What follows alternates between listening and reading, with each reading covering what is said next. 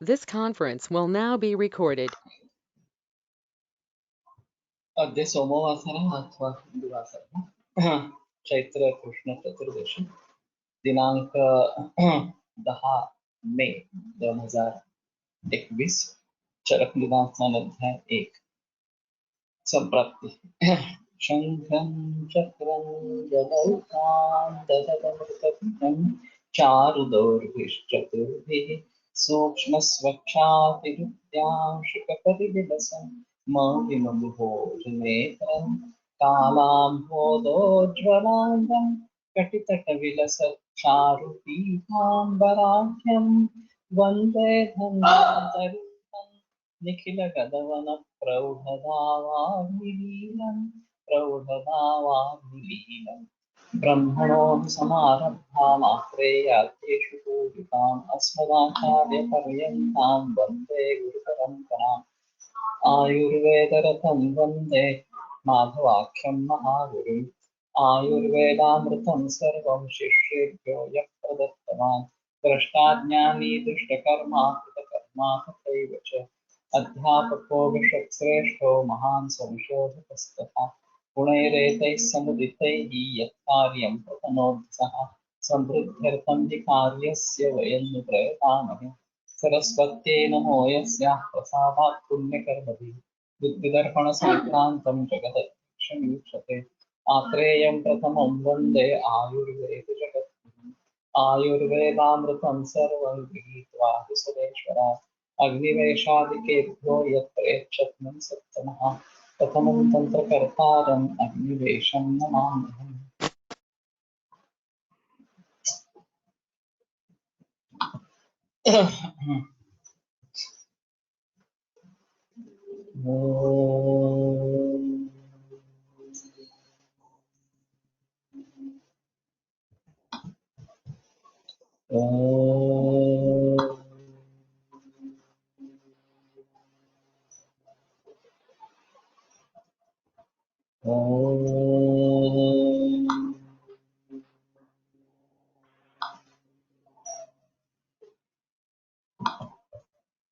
ओम शांति शांति शांति।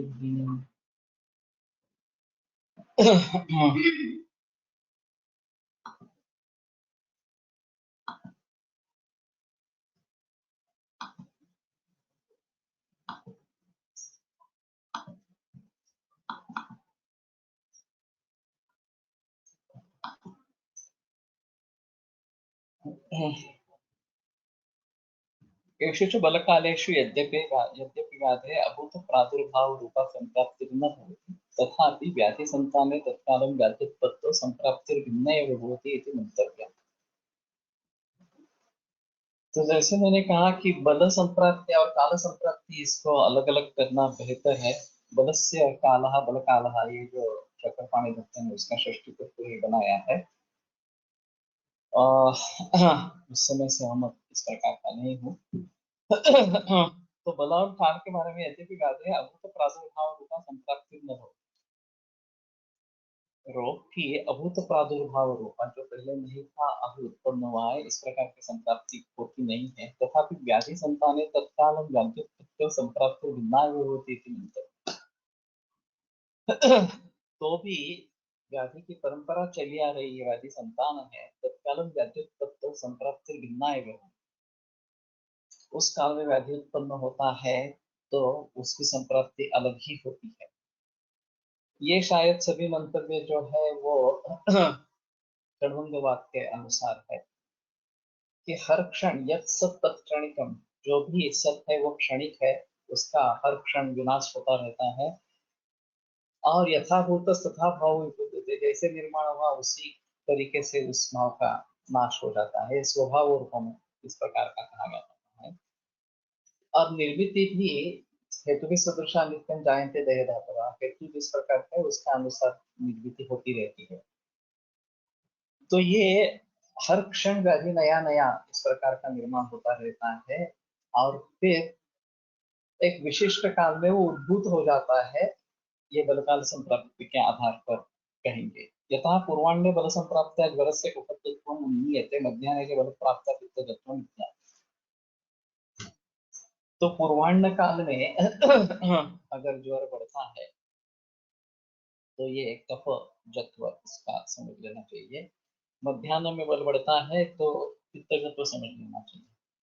यह च संप्राप्तेरेव विशेषाः संख्यादिकृताः उक्ताः न तु निदानादीनां विशेषाः यतो निदानम् इति विशेषः प्रतिव्याधिवक्ष्यमाणभेदेन एव उपयुक्ताः। तो निदान संप्राप्ति के ही विशेष जो संख्यादिकृत है उनके बारे में यहाँ बताया गया है। निदान आदि जो विशेष है उनके बारे में बताया नहीं गया है। यतो निदान आदि विशेषः प्रतिव्याधिवक्ष्यमाणभेदेन एव उपयुक्ताः। वो जो निदान आदि विशेष है वो हर रोग के लिए बताना उचित इस प्रकार का है और वहीं पे वो उपयुक्त है। तो हर व्याधि के समय में वो निदान आदि विशेष बताया। तो यादृक् ज्वरे निदानम न तादृक् रक्तपित्ते ये च पूर्वरूपादि विशेषाः ज्वरे न ते रक्तपित्तादौ किंतु भिन्न जातीयाः। तो जैसे ज्वर का कारण हो सकता है यादृक् ज्वरे निदानम न तादृक् रक्तपित्ते वही रक्तपित्त में होगा ऐसा नहीं है, अलग होगा। ये जो पूर्वरूपादि विशेषाः ज्वरे, जो पूर्वरूपादि विशेष ज्वर में है वो रक्त पित्त वगैरह में नहीं है किंतु भिन्न जातीय है। पूर्वरूपत्व सामान्य रहेगा लेकिन वो अलग जाति के इस प्रकार के होंगे। सच भेदो निदानादीनां व्याधिभेद गमने गमकत्वेन उपयुक्त व्याधिभेद कथने एव वक्तव्यः। और ये जो भेद है तो निदानादीनां व्याधिभेद गमकत्वेन उपयुक्त है। व्याधि भेद समझने समझ में लाने देने वाला इस प्रकार का है, गमक इस प्रकार का है और इसलिए व्याधि भेद कथन में उसके बारे में कहना है। संप्राप्तिस्तु संख्यादिभेदः सर्वव्याधिषु एकजातीयत्वेन न विशेषगमकः इति एव सर्वव्याधिनिदाने कथ्यते। निदानादि विशेषास्तु पृथक् व्याधि विशिष्टत्वेन न प्रपंचेन उच्यन्ते। तो संप्राप्ति का जो संख्यादि भेद है सर्व रोगों में समान एक जातीयत्वेन न विशेष गमकः, उसका कुछ विशेष गमक इस प्रकार का नहीं है। इस इति इहैव सर्वव्याधि निदाने कथ्यते, इसी में सर्वव्याधि निदान में कहते हैं। निदानादि विशेष शास्त्र व्याधि विशिष्टत्वेन नेह प्रपंचेन उच्यते। निदान आदि विशेष जो है वो व्याधि में ही बताए जाएंगे इस प्रकार। लेकिन इसमें भी है कि हर रोग में संप्राप्ति अलग अलग बताई जाती है, ये भी एक बात अलग। संप्राप्ति का ये जो प्रकार कथन, ये विधिभेद से प्रकार, ये जो प्रकार कथन है ये यहाँ की खासियत है। लेकिन इस प्रकार की संप्राप्ति भेद किन किन व्याधियों में कैसे कैसे होते हैं इसके बारे में व्याधि के अधिकरण में इसके बारे में प्रस्ताव आता रहेगा, विवरण आता रहेगा। और यथा दुष्टेन दोषेण यथा काम विसर्पिता निरुक्तिरामय स्यासौ, ये जो बात कही गई है वो हर व्याधि के लिए अलग अलग ही है। तो संप्राप्ति को समझना हर व्याधि के लिए बहुत आवश्यक इस प्रकार का रहेगा। और संप्राप्ति को समझेंगे नहीं तो संप्राप्ति भंग कैसे करेंगे, तो व्याधि का विनाश कैसे होगा, ये एक अहम मुद्दा इसमें होता है। तो निदान आदि होने के बावजूद, निदान होने के बावजूद अगर दोष व्यापार नहीं हुआ तो भी व्याधि की निर्वृत्ति नहीं होती, ये इसमें एक अहम मुद्दा है। और फिर दोष राह देखते रहते हैं कि कैसे मुझे और सामग्री मिले और मैं व्याधि का निर्माण करूं इस प्रकार से। अतएव च अत्रैव अध्याये संप्राप्ते सामान्य अभिधानेन एव उक्तत्वात् संप्राप्तिं परित्यज्य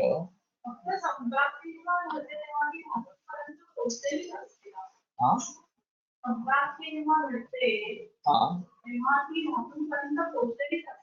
धातूंपर्यंत पोहोचलेले असेल असं नाहीये, परंतु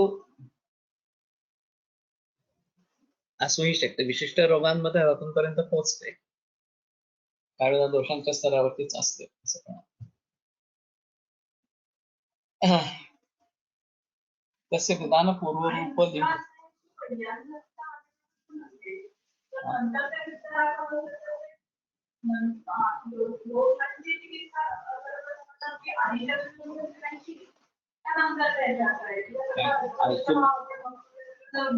ऐकू येत नाहीये मला।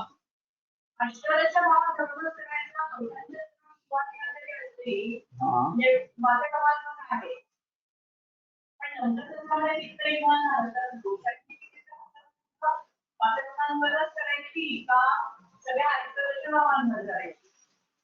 नहीं, दोषों की चिकित्सा पूर्वरूपावस्था तक ही करते हैं। पूर्वरूपावस्था के बाद व्याधि की ही चिकित्सा करनी है। उसके बाद में दोषों की चिकित्सा अगर संप्राप्ति भंग हो गया तो ही हो सकती है, नहीं तो नहीं हो सकती इस प्रकार। तस्मात् तस्मात् व्याधिं विषक अनुपहत सत्व बुद्धि हेत्वादिभिर्भावैः यथावत् अनुबुद्धि। और इसलिए अनुपहत सत्व बुद्धि, जिसकी सत्व और बुद्धि अनुपहत है, अच्छी है, इस प्रकार का वैद्य हेत्वादिभिः भावैः यथावत् व्याधिन अनुबुद्धि। इसलिए जिसकी सत्व और बुद्धि अनुपहत है, इस प्रकार का वैद्य हेतु इत्यादि भावों से हर व्याधि को यथावत अनुबुद्धित, भली भांति समझ ले, जैसा है उसी प्रकार से उसको समझ ले, तो ये आवश्यक इस प्रकार का रहेगा। अभी इस टीका को छोड़ देते हैं, हम सीधे टेक्स्ट पर ही उतर आएंगे।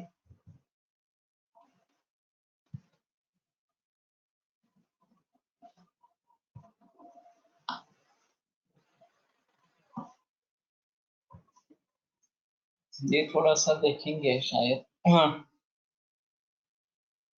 नचवाचन ज्वरलिंग अरुचि अंगमर्दादि रूप धातु वैषम्य विशेष मेलको ज्वरोस्तु अनंतद अतिरिक्त ज्वर कल्पनया लिंग लिंगी भावश्च समुदाय समुदाय भेदात् भविष्यति इति। यतः एवमपि अरुच अंगमर्दादि धातु वैषम्यानुभूतो धातु वैषम्य विशेषो ज्वरः ज्वररूपः अवयवी इति भिन्ना एव वक्तव्यः। जंघाभावशरोन्तरादि अवयव अनतिरिक्तम एव शरीरम अवयवी रूपम। तो अन्यः एव समुदाय समुदायिभ्यः, ये जो माधव निदान मधुकोष्टिका में बहस की है वही यहीं पे भी है। तो ठीक है, पहले ऊपर से थोड़ा सा देखते हैं कि हाँ,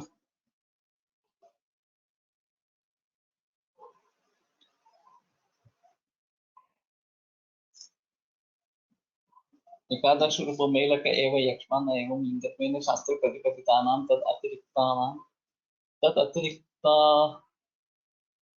व्याध्य भावे लिंगत्व अनुपपत्तेः वचनं विषमारंभ मूलस्य ज्वर एको निरुच्यते।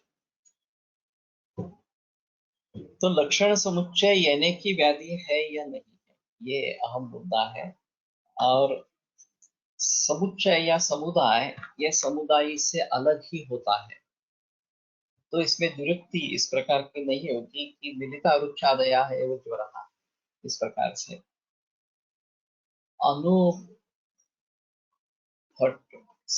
अनुपहत सत्व व बुद्धि हे हेत्वादी भावाने सम्यक जाणून घ्यावे, असा अर्थ लावू शकता नाही।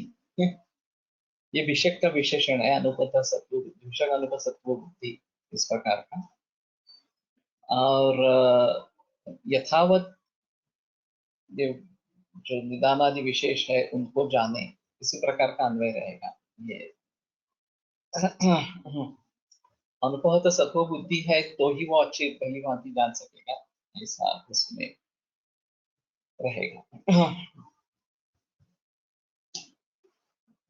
लिंगत्वेन शास्त्र प्रतिपदितानां तदतिरिक्त व्याध्य भावे लिंगत्व अनुभवते।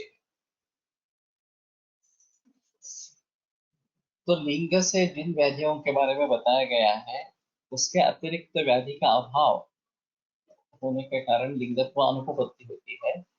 विषारंभ विषमारंभ मूलश्च ज्वर एको निरुच्यते।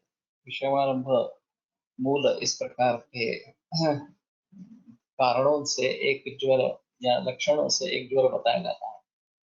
विकारश्चेह दोष दुष्ट मेलक विशेष ज्वरा शब्देन उच्यते। विकार जो है वो दोष दुष्ट और मेलक विशेष इस प्रकार का है, ज्वरादि शब्द से उसको बताया जाता है।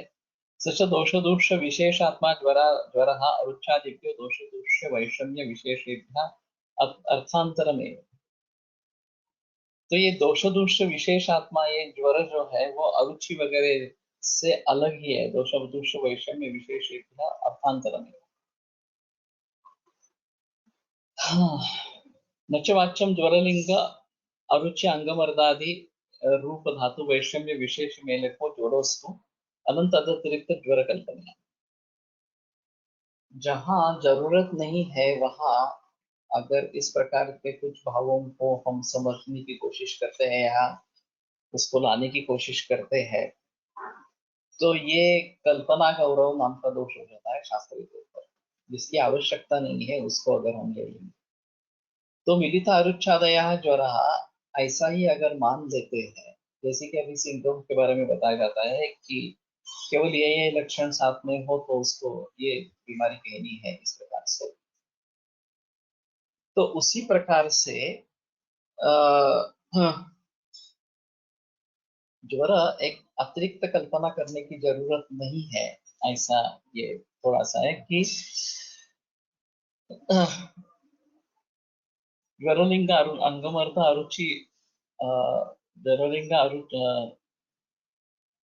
अरुच अंगमर्दादि रूप धातु वैषम्य विशेष मेल का ज्वर।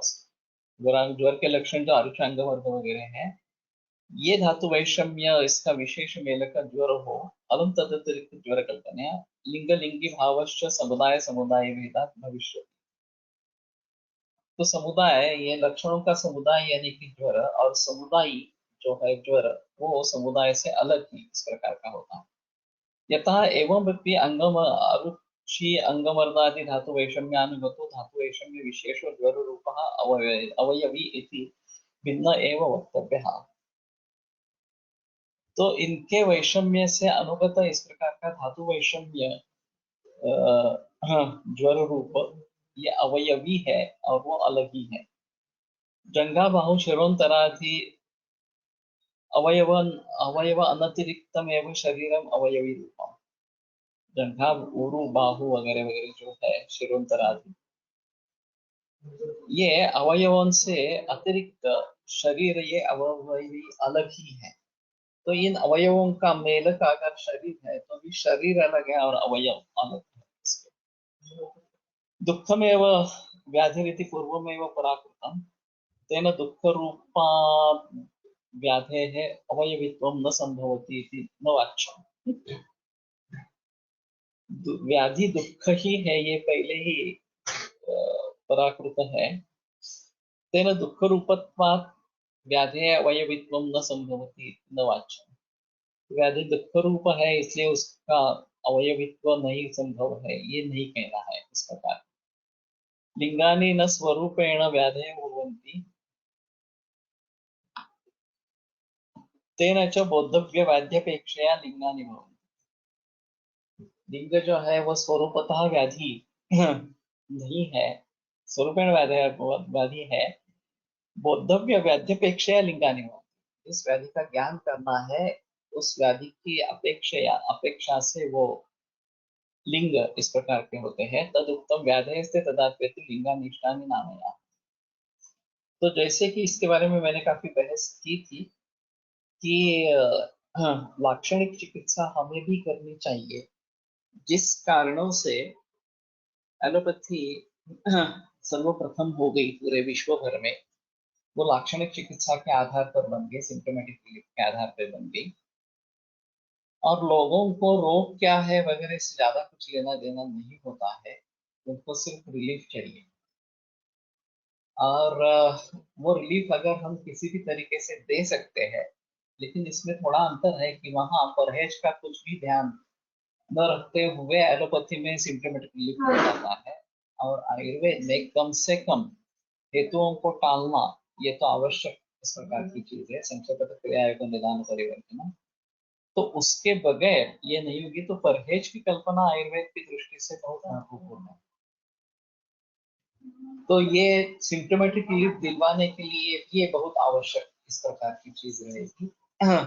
और फिलहाल उसके बारे में किसी का जिक्र नहीं है। कल लोकसत्ता में एक बहुत बड़ा लेख है नितिन जोशी करके डॉक्टर है, गैस्ट्रोएंटरोलॉजिस्ट, और उसने अपनी कोविड की पूरी हिस्ट्री बताई है कि वो कैसे एडमिट हुआ, कैसे ठीक हुआ वगैरह वगैरह इसके बारे में। तो उसमें एक अहम मुद्दे जो है, वो पहले जब सिम्टम्स हुए तो उसने खुद की ट्रीटमेंट खुद ही करवाई, और फिर वो बेकाबू हो गया तो फिर अस्पताल में लाके बोले। और ये खुद की ट्रीटमेंट खुद की करवाने में केवल सिम्टोमेटिक रिलीफ के लिए ध्यान दिया है। ये बुखार रहा है तो क्रोसिन लेनी है, अंग दर्द हो रहा है तो उसके लिए कुछ एनाल्जेसिक लेनी है वगैरह वगैरह, विश्राम करना है। लेकिन ये काफी नहीं है, उसके साथ में लंघन करना जरूरी था शुरू की अवस्था में ही। तो ये कंसेप्ट जब तक समाज में पहुंची ही नहीं, ये परहेज रखना हमारे लिए बहुत आवश्यक इस प्रकार का है, तब तक ये बात सही नहीं होगी कि आगे कैसे हम जा सकेंगे। तो सिम्टोमेटिक रिलीफ तो देना है, लेकिन परहेज की कल्पना को हम छोड़ नहीं सकते, उसको साथ लेके सिम्टोमेटिक रिलीफ के बारे में सोचेंगे। और व्याधि का विनिश्चय हो जाए तो भी हम अगर सिम्टोमेटिक रिलीफ देंगे तो ठीक है। अभी जो इन्वेस्टिगेशन रूप लक्षण है, उनमें हम तुरंत उतना परिणाम दिखा सकेंगे नहीं दिखा सकेंगे, ये एक अलग चीज है। बहुत सारे रोगियों में कैंसर के सिम्टोमेटिक रिलीफ हो जाता है, 2-2.5 लीटर दूध जाने लगता है, कुछ भी तकलीफ नहीं रहती, और फिर भी अगर हम इन्वेस्टिगेशंस करते हैं तो ट्यूमर साइज वैसा ही होता है या फिर बढ़ा हुई होता है। तो लोग चौंक जाते हैं कि मुझे तो ठीक लग रहा है, लेकिन ये आपाततः ठीक ऐसी स्थिति है, वास्तव में ये रोग फिर भी बढ़ रहा है। तो वो समझते हैं कि आयुर्वेद की चिकित्सा से कोई फायदा ही नहीं हुआ इस प्रकार से। तो ये बात नहीं है। बात ये है कि डिसीज प्रोग्रेशन और इम्यूनिटी प्रोग्रेशन पैरेलल चलते रहते हैं, और जब तक इम्यूनिटी उतनी बढ़ नहीं जाती कि वो रोग को रोक सके, तब तक रोग बढ़ता है ऐसा ही दिखता है, लेकिन सिम्टोमेटिक रिलीफ तो होता है मरीज को। तो ये बात ध्यान में रखनी बहुत जरूरी इस प्रकार की रहेगी, और उसको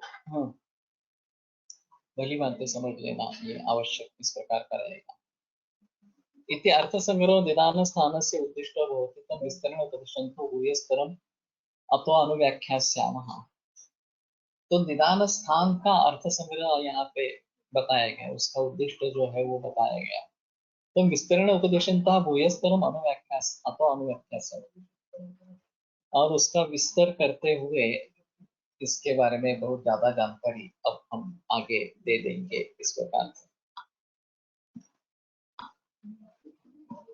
तत्र प्रथमतः एव तावन् लोभाभिद्रोह कोप प्रभवान अष्टौ व्याधि निदान पूर्वेण क्रमेण व्याख्यास्यामः। तथा सूत्र संग्रह मात्रं चिकित्सायाः चिकित्सितेषु च उत्तरकालं यथोपचित विकारान् अनुव्याख्यास्यामः। तो उसमें प्रथमतः एव तावत् आद्यान् अभिद्रोह कोप प्रभवान अष्टौ व्याधि निदान पूर्वेण क्रमेण व्याख्यास्यामः। तो शुरू में लोभ, अभिद्रोह और कोप प्रभव इस प्रकार के जो 8 व्याधि है, वो निदान पूर्वेण क्रमेण, निदान जिसका पहला है, इस प्रकार से क्रम से बताएंगे। तथा सूत्र संग्रह मात्रम चिकित्साया, और केवल सूत्र संग्रह चिकित्सा के बारे में बताएंगे। तो इसमें एक मुद्दा अहम है कि चरक के निदान में केवल 8 ही अध्याय है और चिकित्सा में 32 अध्याय है, और उसमें भी पहले 2 रसायन वाजीकरण है, तो रोग के हिसाब से केवल 28 अध्याय होते हैं। तो 7 और 28, 8 और अध्याय 28 इस प्रकार का एक विजन है। और जिनके बारे में यहाँ निदान बताया गया है, जिन रोगों के बारे में, उसके चिकित्सा में भी उसका निदान फिर से एक बार दोहराते हैं। वो संक्षेप में है लेकिन दोहराते हैं। तो ऐसा क्यों किया गया है, ये एक अहम मुद्दा इस प्रकार का रहता है चरक की रचना में। वाग्भट की रचना में निदान अलग, चिकित्सा अलग, जब चिकित्सा शुरू होता है तो निदान के बारे में ज्यादा से ज्यादा एकाध सूत्र रहेगा, बाकी कुछ नहीं रहेगा। और प्रकार संप्राप्ति वगैरह सभी जो है वो निदान स्थान में ही कथा कहेंगे, और जितने निदान है उसने उस चिकित्सा में रोग होंगे, ऐसा वाग्भट की स्थिति है।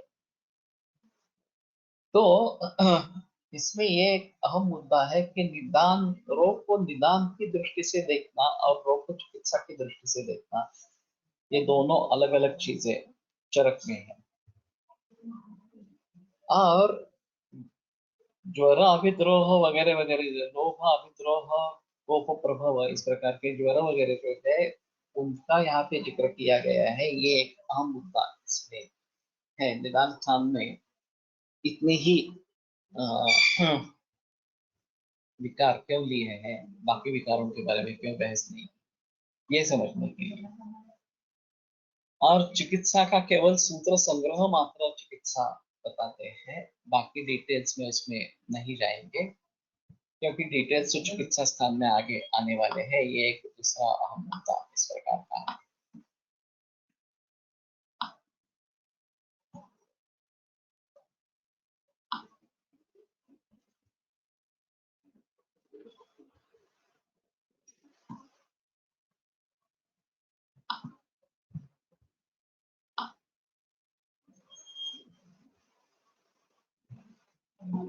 ये खल ज्वर ज्वर एवं आदौ विकाराणाम उद्दिश्यते तत्प्रथमत्वात् शारीराणाम। तो शारीर जो विकार है उसमें ज्वर प्रधान इस प्रकार का है, और इसीलिए ज्वर को ही पहले बताते हैं। अथ खलु अष्टाभ्यः कारणेभ्यः ज्वरः संजायते मनुष्याणां तद् यथा वातात् पित्तात् कफात् वातपित्ताभ्यां वातकफाभ्यां पित्तकफाभ्यां वातपित्तकफेभ्यः आगन्तोः अष्टमात् कारणात्। तो 8 कारणों से ज्वर निर्माण होता है। वात से, पित्त से, कफ से, वात पित्त से, वात कफ से, पित्त कफ से, वात पित्त कफ से, और आगंतो अष्टमात् कारणात्। आगंतु जो है वो अष्टम कारण से इस प्रकार का निर्माण होता है।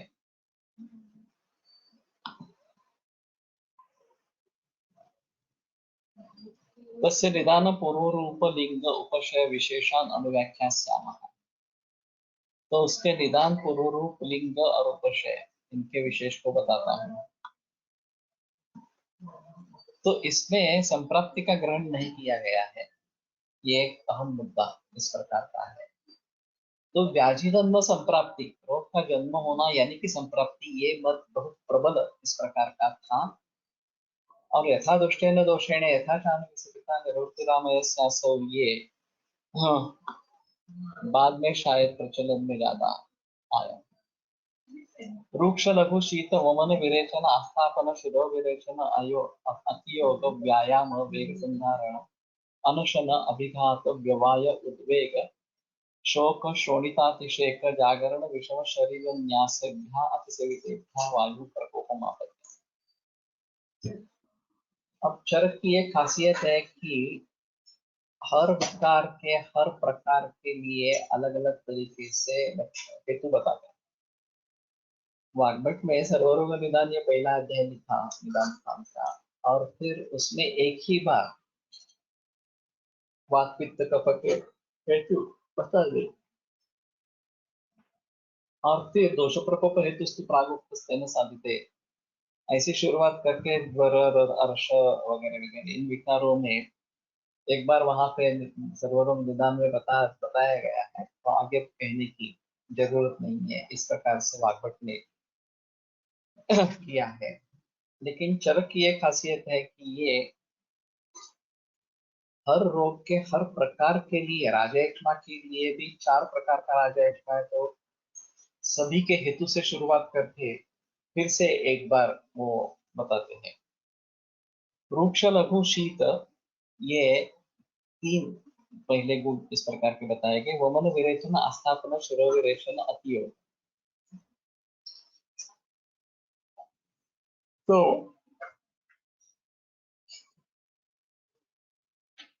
चार चतुष्प्रकार संशुद्धि ये ले लिए, और बाद में शोणितातिशेक ये भी लिखा, उसको अलग कर दिया।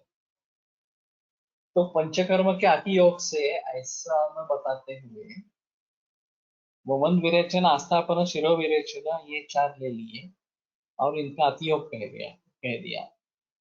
व्यायाम, वेग संधारण, अनशन, अभिघात, तो अभिघात भी इसमें आ गया। व्यवाय, उद्वेग, इसमें ये अतिसेवितेभ्याय सभी को लागू करना है। तो व्यवाय का अतिसेवन, उद्वेग, शोक, शोणितातिशेक, जागरण, विषम शरीर न्यासेभ्यः अतिसेवितेभ्यः। जागरण और विषम शरीर न्यास ये ज्यादा अगर इस प्रकार से किए जाएंगे तो वायु प्रकोपम आते, वायु का प्रकोप होता है।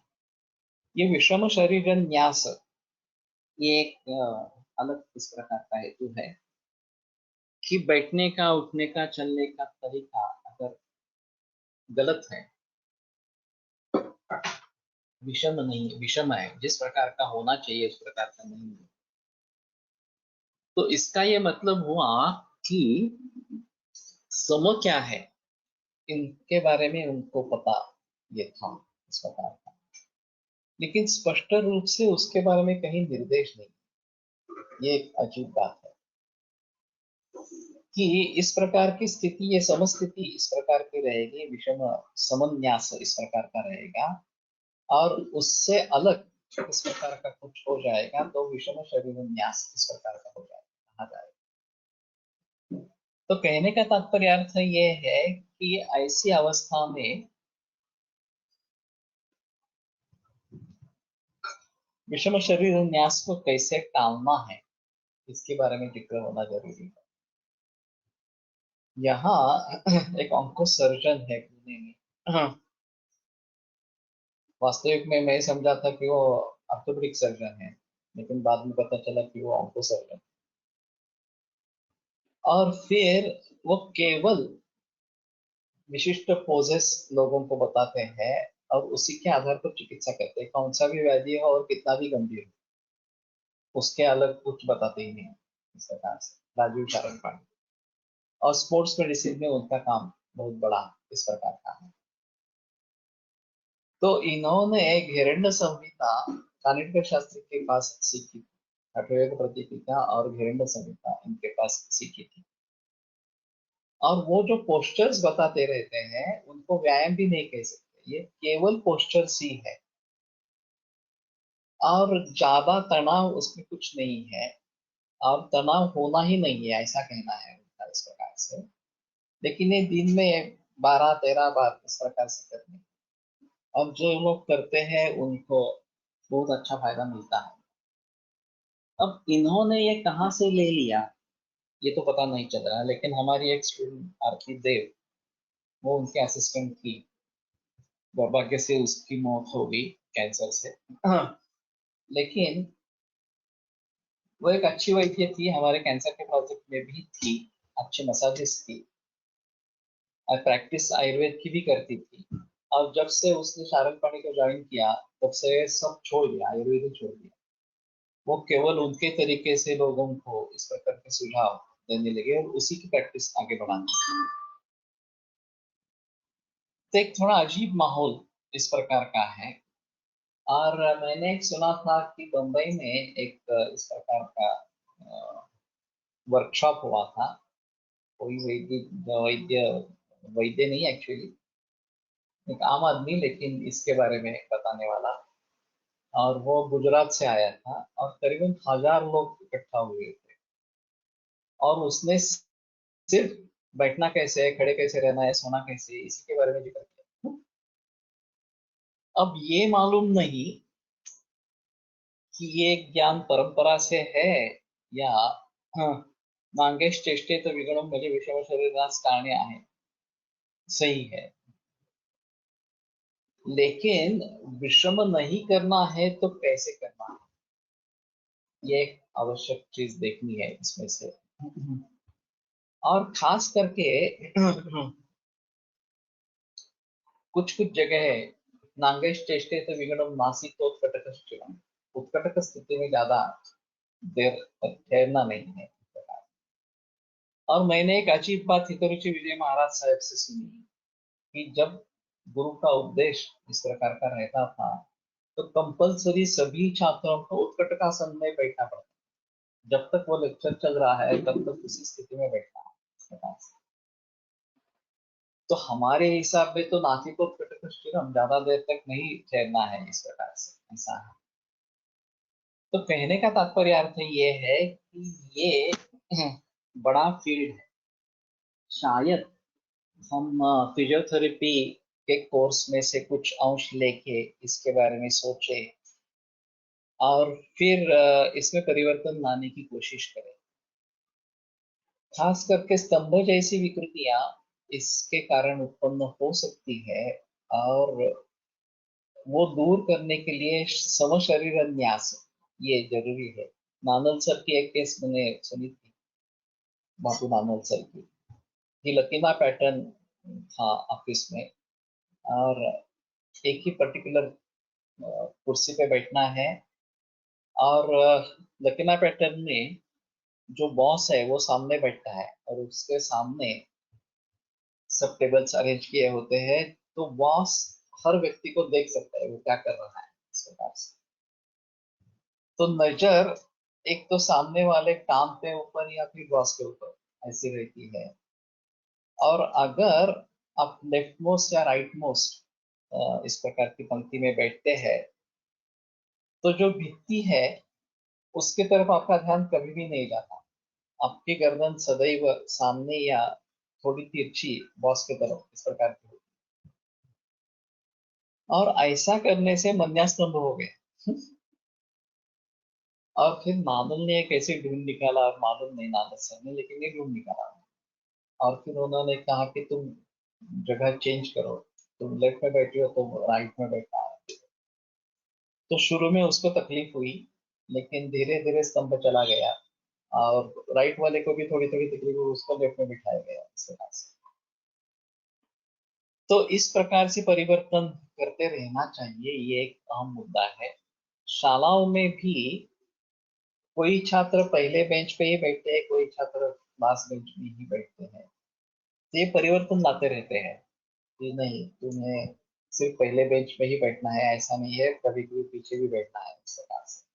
पीछे वालों को पहले भी सीट पे बैठना है। और फिर पता चलता है कि अरे इसे दिखने में तकलीफ है, तो ये जब पहले बेंच पर आकर बैठता है तो अच्छी तरह से समझ लेता है इस प्रकार से, तो फिर डॉक्टर के पास भेजते हैं। तो कहने का तात्पर्य आता है कि एक पोजीशन में अगर हम अपने आप को सेट करते हैं और उसमें परिवर्तन लाने की कोशिश नहीं करते हैं, तो ये दिक्कत वाला मामला हो सकता है। और उस हिसाब से समस्थिति क्या है ये समझ लेना बहुत जरूरी है। तो आरती ने मुझे बताया था कि जब हम खड़े रहते हैं तो दो पांव के बीच अंतर होना है, 1-1.5 फीट का कम से कम इस प्रकार से, और थोड़ा झुककर खड़े रहना है। तो ये शायद गुरुत्व मध्य संबंध की बात है। लेकिन अगर हमें 1 घंटा इस प्रकार से रुकना है, तो पाँव साथ में नहीं रखे, पाँव में अंतर रखे, और फिर थोड़ा झुककर इस प्रकार से करें। तो ये बात अलग है कि इसके बारे में कहाँ जिक्र होगा, इसके बारे में थोड़ा सा सोचना इस प्रकार का पड़ेगा। योगासन में काफी विभिन्न विभिन्न स्थितियां हैं, और उन सभी का अभ्यास अगर करते रहेंगे, खड़े रहकर करने वाले आसन, बैठकर करने वाले आसन, सोते हुए करने वाले आसन, फिर पीठ पे सोना है या सीने पे सोना है वगैरह वगैरह, ये सारे बहुत सारी चीजें हैं। और सभी प्रकार की स्थिति से हम अवगत होने चाहिए, सभी प्रकार की स्थिति हम कर सके, ऐसी स्थिति होनी चाहिए। और फिर भी जो योग्य स्थिति है उसी में हमें बैठना, उठना, खड़े रहना वगैरह वगैरह इस प्रकार का है, या सोना भी इस प्रकार का है। तो कहने का तात्पर्य ये है कि विषम शरीर न्यास अतिसेवित, विषम शरीर न्यास अगर ज्यादा इस प्रकार का होता है तो उससे भी ज्वर होता है। ये भी विशेषता है। जिससे ज्वर इस प्रकार का होता है। तो शायद स्तंभ ये होता है, तो स्तंभ को दुरुस्त करने के लिए ज्वर आ जाता है। ये भी एक पॉसिबिलिटी है, क्योंकि लक्षणों को या हेतु के विपरीत इस प्रकार का कुछ करना ये शरीर का प्रयास रहता है। और खास करके अगर स्तंभ इस प्रकार से हो जाता है तो उसके बारे में हमें सोचना पड़ेगा।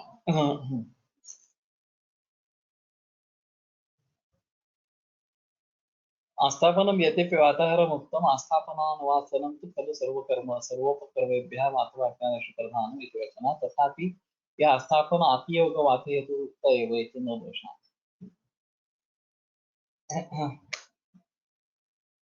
तो कबीरवाग मठाविषयी पण व्यायामाने अनेक व्याधीवर उपचार केले जातात असं ऐकले आहे। कबीरबाग एक्चुअली अयंगार का ही ऑप्शन है। हाँ, करंदीकर, डॉक्टर करंदीकर जो है वो अयंगार के ही शिष्य थे, और अलग हो गए, उन्होंने संन्यास ले लिया और इस प्रकार की कबीरबाग की स्थापना की। लेकिन मेरा अनुभव अच्छा नहीं रहा है कबीरबाग का, क्योंकि करंदीकर खुद बहुत ही कम देखते हैं, और कोई भी मरीज उनके यहाँ आता है 1 महीने के लिए, अगर करता है तो उसको ठीक होने लगता है तो उसको वॉलंटियर बना देते हैं, और उसको पूरी जानकारी नहीं होती। मैं भी गया था तो मुझे पहले ही दिन रोप ट्रैक्शन लगा दिया, और रोप ट्रैक्शन लगाने पर मुझे चक्कर आने लगा।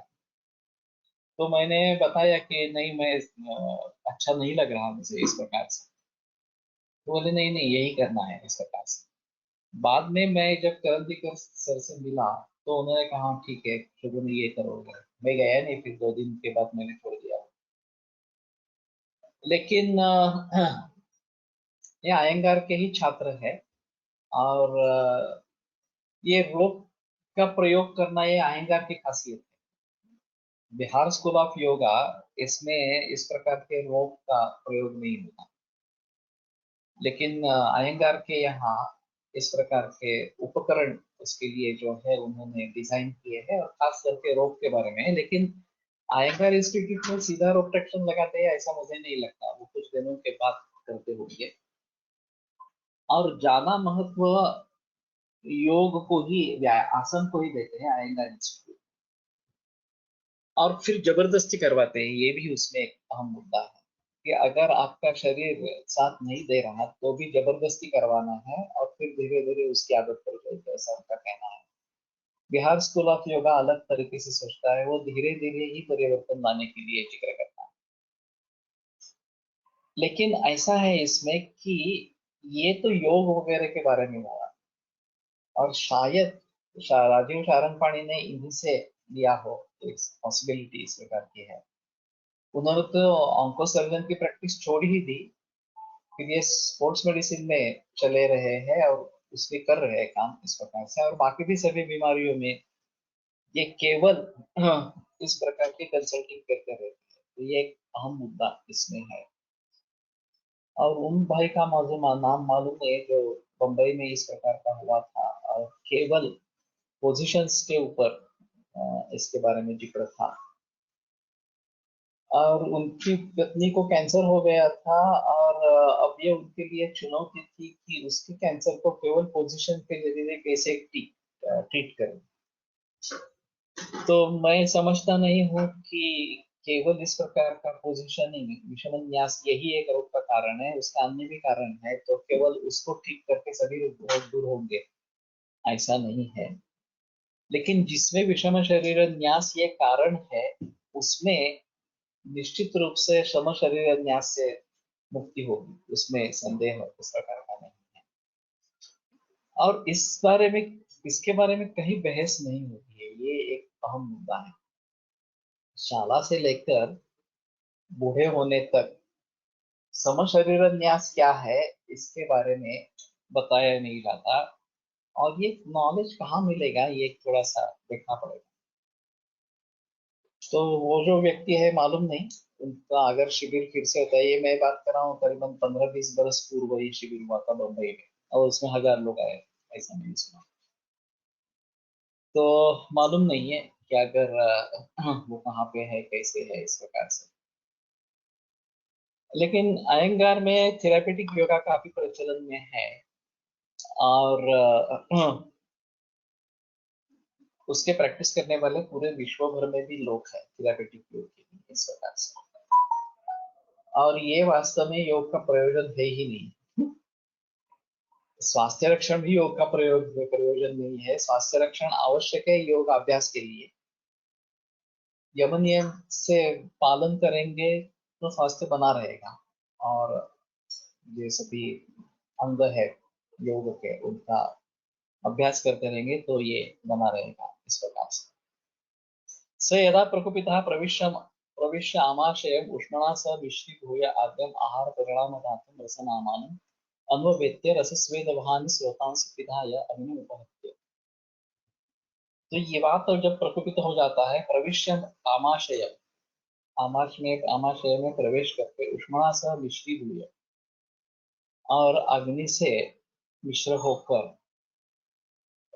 आद्यम आहार परिणाम धातु, पहला जो आहार परिणाम धातु है, जो रस नामान अनुभवेत्य, उसके पीछे जाके जाके रस स्वेदभानि स्रोतांस पिधाय, और रसवह और स्वेदवह स्रोतों का पिधान करते अग्नि उपहत्य। तो पहले अग्नि के साथ जाता है और अग्नि का ही हनन करता है, इस प्रकार से।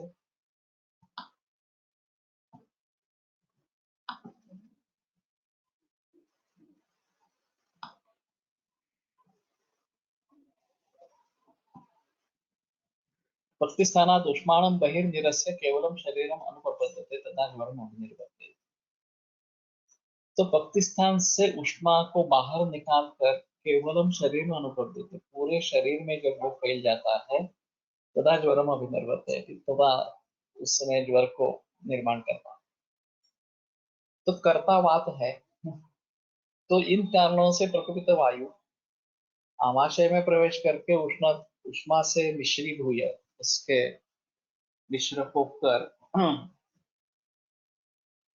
आद्य जो आहार धातु है, आहार परिणाम धातु है रस, उसके पीछे जाकर पूरे शरीर में फैल जाता है, बस पहुंच जाता है, इस प्रकार से।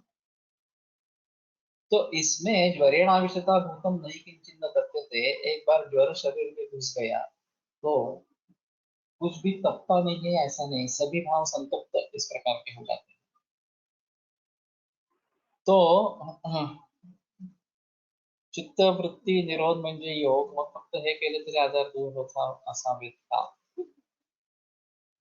योग सक्षम है बीमारियों को दूर करने में, इसमें कोई संदेह नहीं है। ये तो थेरेपेटिक योगा प्रचलन में आया है। अब चित्तवृत्ति का निरोध हो जाएगा तो सभी विकारों का मूल मानस में ही है, इसीलिए रागादि रुकते हैं।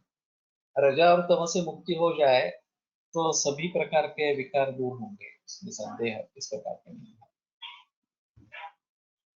तो अग्नि के बिना ज्वर नहीं होगा, और अग्नि उदर में है, इस प्रकार से जठराग्नि जो है वो उदर में है, और फिर उसको जब बाहर निकालेंगे वहां से, तभी शरीर संतप्त होगा। तो यह आमाशय में प्रवेश, उष्मा से वायु का एक रूप हो जाना, ये थोड़ा सा अजीब मामला है। वायु और अग्नि ये दोनों वैसे अलग अलग है, दोनों एक दूसरे का साथ कर सकते हैं। बाहर में हम देखते हैं कि वायु के कारण आग भड़क उठती है, इस प्रकार से। लेकिन इस प्रकार से वो हो सकता है। अग्निमंद झाल्यावर दोष प्रकोप अपेक्षित आहे ना, क्षम प्रकोप दोषाणाम सर्वेषाम अग्नि संश्रितो तस्मात् अग्निं सदा रक्षित विधान आने के वर्ग त्या ठिकाणी सत्पिता मग अग्नि मुखत्या से आ गए हैं। ये दोनों अलग अलग अधिकार है। तो ये गुल्म संप्राप्ति है, क्षम प्रकोप दोषाणाम देहिनाम अग्नि संश्रित। हेत्वर्थ तंत्र युक्ति से वो दूसरी जगह भी ले सकते हैं, उसमें कोई संदेह इस प्रकार का नहीं है। अभी ज्यादातर लोगों में ये दोनों हेतु साथ में इस प्रकार के होते हैं। अग्नि का उपहनन हो जाता है और दोष भी बढ़ता है इस तरीके से, तो रोग का निर्माण इस प्रकार का हो जाता है। तो यहाँ जो संप्राप्ति बताने की कोशिश की है वो एक दोष प्रकोपित हो गया और फिर उससे ये कैसा हुआ। अग्नि का उपहनन वात से, पित्त से, कफ से, तीनों से हो सकता है। और फिर अग्नि का जब उपहनन हो जाएगा वो तो हाँ, उपहनन होने के बाद उसको पूरे शरीर में लेके जाते हैं इस प्रकार से। तो शायद जठर में उसका कार्य न हो इसलिए इसको देखना जरूरी इस प्रकार का। Trigger point treatment also new treatment for instant results. Trigger point treatment, ये तुम कहाँ की बात कर रहे हैं? एलोपैथी की बात कर रहे हैं, आयुर्वेद की बात कर रहे हैं? तो कहने का तात्पर्य अर्थ है कि अग्नि का अपहनन होता है और इसीलिए पचन शक्ति कम है और इसलिए लघु आहार या लंघन इस प्रकार का देना है। ये एक अहम चिकित्सा होती है वातज ज्वर में भी। तो अगर वात है तो उसको अनशन इसमें हेतु बताया गया है और फिर इस प्रकार से अनशन से दोष प्रकोप हुआ है, वातज ज्वर हुआ है तो उसकी अलग चिकित्सा होती है। लेकिन आमतौर पर बाकी कारणों से वात प्रकोप हुआ है और फिर उस वात ने अग्निमांद्य किया है तो उसमें फिर पहले लंघन ये चिकित्सा रहेगी। रोज जेवणाच्या आधी देवाला नैवेद्याच्या वेळी दिव्याच्या अग्नीला थोडेसे अन्न दिले जाते। या बाह्य अग्नि व चा अभ्यंतर अग्नीशी संबंध असावा का, हो सकता है। वैश्वदेव ये जो एक संकल्पना है इसमें इस प्रकार के बाह्य अग्नि को आहुति दी जाती है और अग्निभ्या अभ्यश्च इदम, अग्नि और जल को ये दे रहे हैं इस प्रकार के बताया जाता है। तो उन सभी बातों को ध्यान में रखते हुए हमें जैसे बाह्य अग्नि को हम आहुति देते हैं, उसको प्रज्वलित करते हैं, वैसे ही ईंधन से हम अभ्यंतर अग्नि को आहुतियां देते रहते हैं और फिर ये हमारा अग्नि भी निरंतर जलता रहेगा इस प्रकार की कहना है।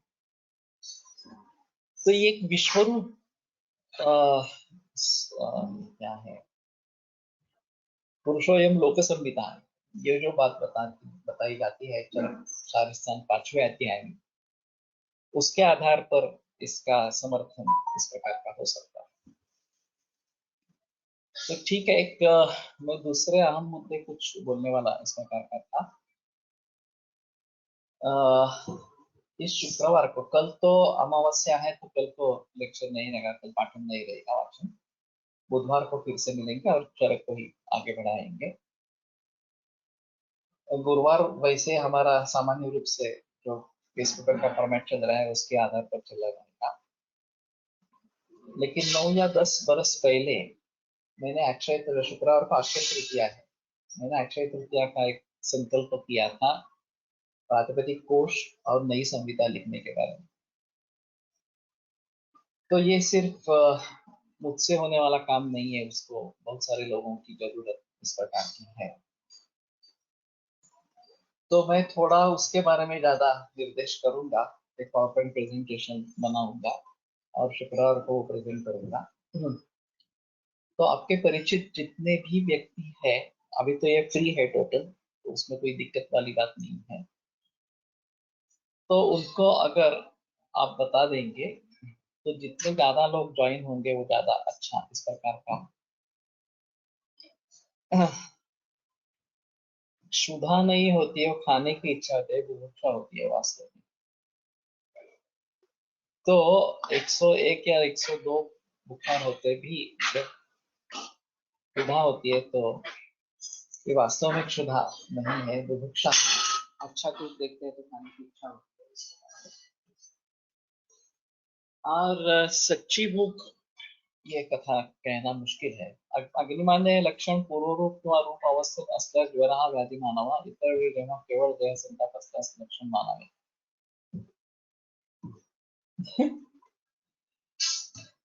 एक्चुअली व्याधेस्ते तदात्वेति लिंगानिष्ठानि नाम, ये अगर ज्वर का बोध कर देने वाला है तो ये लक्षण ही माना जाएगा इस प्रकार का।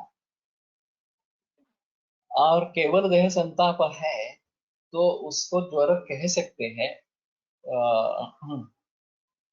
तो वो लक्षण स्वरूप में होने के बजाय लक्षण और रोग इन दोनों स्वरूप में हो। तो मैं कहने की कोशिश कर रहा था कि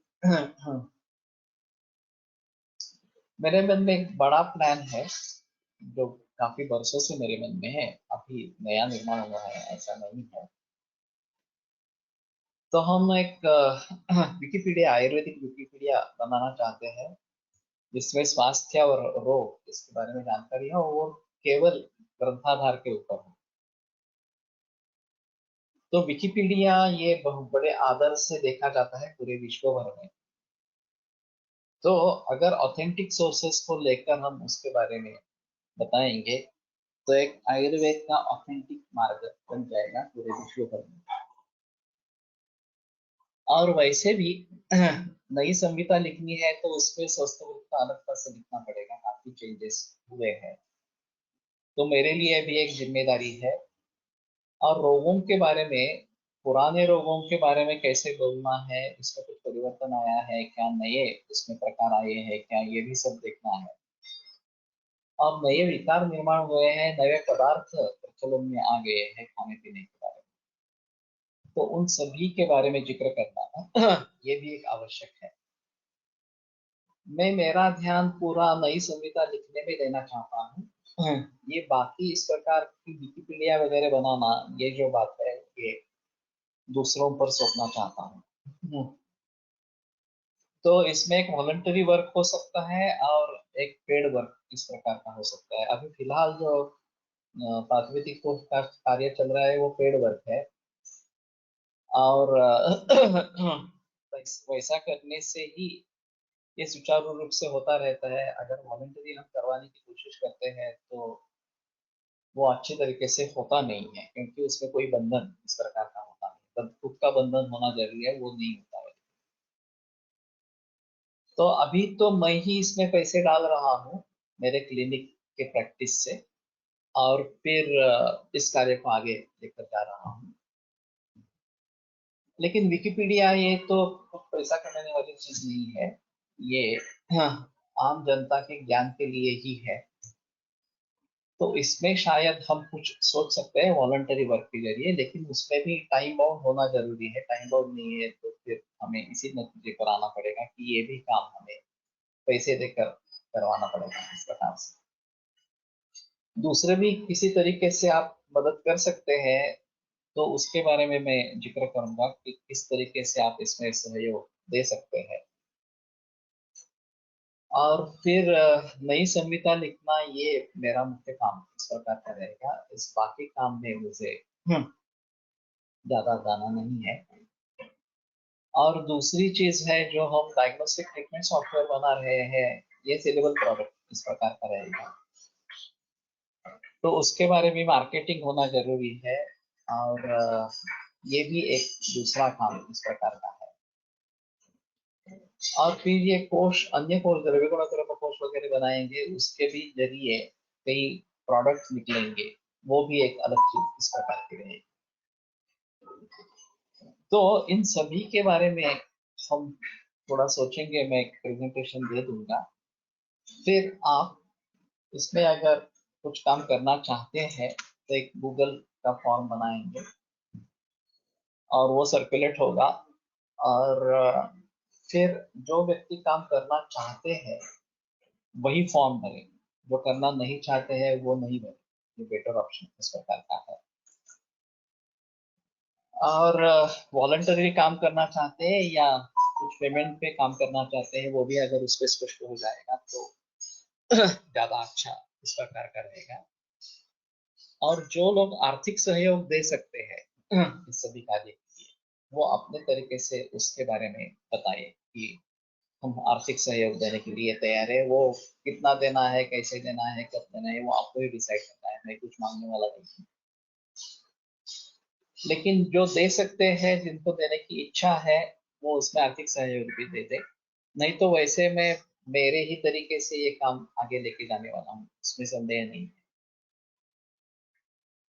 तो शुक्रवार का लेक्चर एक अलग लेक्चर होगा, और जितने लोग ज्यादा इसमें जुड़ जाएंगे वो कोशिश करो। और वैसे ये ग्रुप अगर बढ़ेगा, अभी लॉकडाउन से पहले 70-80 तक लोग थे, अभी करीबन 100-110 यहाँ तक लोग पहुंच गए हैं।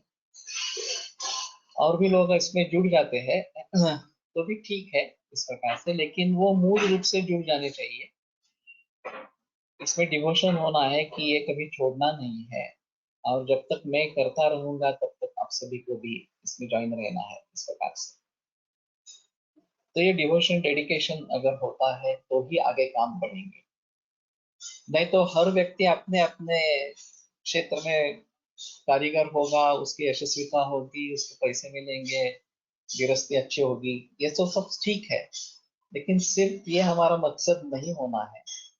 हमारे शास्त्र के लिए हमें कुछ करते रहना चाहिए, हमें निरंतर विद्यार्थी बन के रहना चाहिए, ये बात सबसे अहम इस प्रकार। तो ठीक है, कल विराम रहेगा, बुधवार को फिर से मिलेंगे। तब तक इस सदी के बारे में सोचो, और अपने परिचय में जितने लोग हैं जो इसमें दिलचस्पी ले सकते हैं उनको बताने की कोशिश करो, ताकि वो ज्वाइन हो जाए। आयुर्वेद प्रकांडो निगदितैः हि शल्यतंत्र प्रधानः शिष्येभ्यः शाश्वतोऽयं निखिलजनकृपा व्याप्तचित्तेन येन आयुर्वेदस्य वाञ्छन् पुनरतिभुवने तां च सुष्ठु प्रतिष्ठां श्रेष्ठं धन्वन्तरिं तं प्रणमति च सदा वैद्यवर्गो हि नूनम् वैद्यवर्गो हि नूनम्। ॐ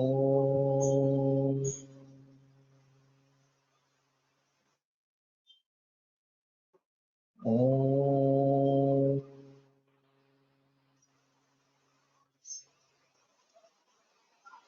ॐ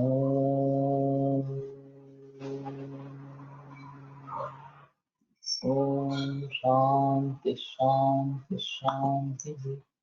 विरम्यते व्याख्यानव्यापारात् परश्वः पुनरपि